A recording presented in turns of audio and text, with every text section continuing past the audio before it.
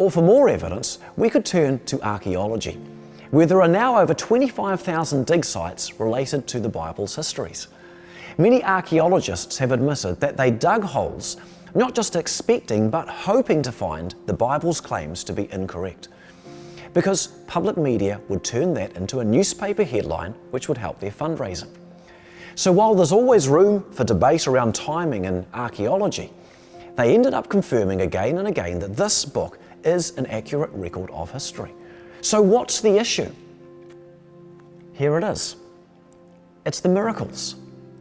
The problem is, while all the evidences say the Bible's accounts of history are reliable, the Bible's accounts include miracles.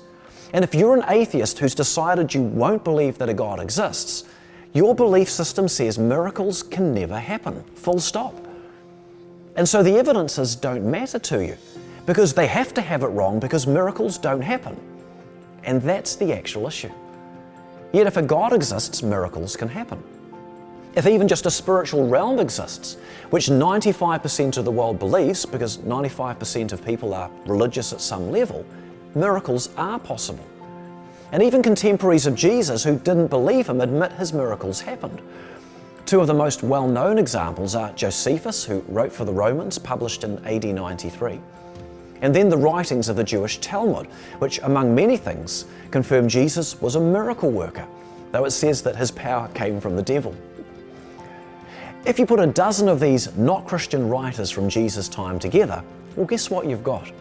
You've quickly got the same history of Jesus as in the Bible. Jesus lived during the time of Tiberius Caesar, who lived a good life and did miracles. He claimed to be the Messiah.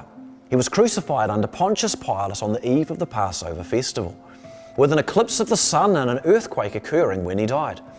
His disciples believed he rose from death, and were so convinced by what they believed they'd seen that they were willing to die for that belief. Christianity then spread as far as Rome, and so on.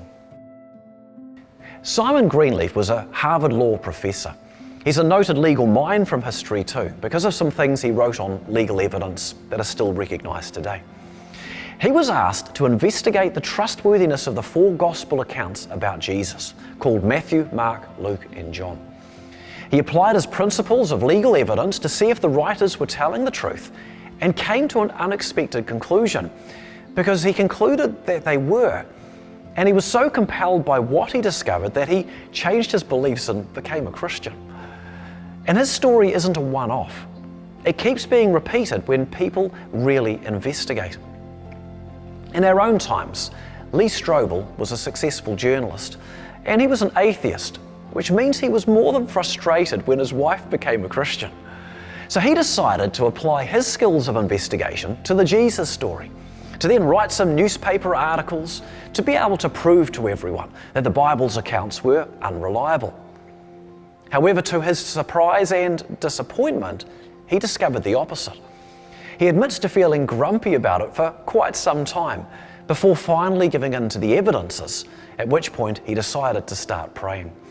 He later wrote a book about his investigation called The Case for Christ, and there's a movie as well. And what's the point of all of this? The Bible is an important book because it claims to be a record of history through which God has been making himself known to us, so we can know what he is like. And why did God need to do this? One reason is because the world is clearly a mixture of good and bad. And you wouldn't think that God was just the good unless he explained that to us, which is what Christians believe he has done. God has been working through history to give us a chance to know him and understand him and what his purposes for us here on earth are. And this is another reason Christians believe Christianity to be true. In the next part of the series, we're going to ask another question related to the Bible. You see, what if it could be shown that there is a divine hand behind the Bible? Like something miraculous, that would be useful, right? Well, as it happens, this can be shown. There are predictions that have been miraculously fulfilled, and we're going to look at this next.